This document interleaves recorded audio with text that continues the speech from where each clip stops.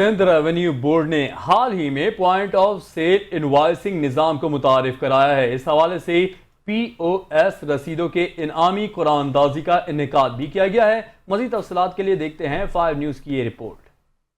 Sindh revenue board نے حال ہی میں پوائنٹ آف سیل انوائسنگ نظام کو متعارف کرایا ہے۔ اس کا مقصد ریستورانوں، بیوٹی پارلرز اور جم جیسے خدمات فراہم کرنے والے اداروں کی جانب سے اپنی رسیدوں کی حقیقی وقت میں رپورٹنگ کو یقینی بنانا ہے۔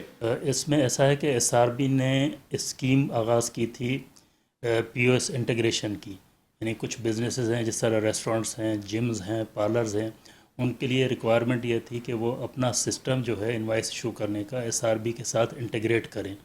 اس میں پھر یہ ہوتا ہے کہ جیسے ہی کوئی سیل ہوتی ہے، کوئی انوائس ایشو ہوتی ہے تو فوراً ایس آر بی کو رپورٹ ہو جاتی ہے۔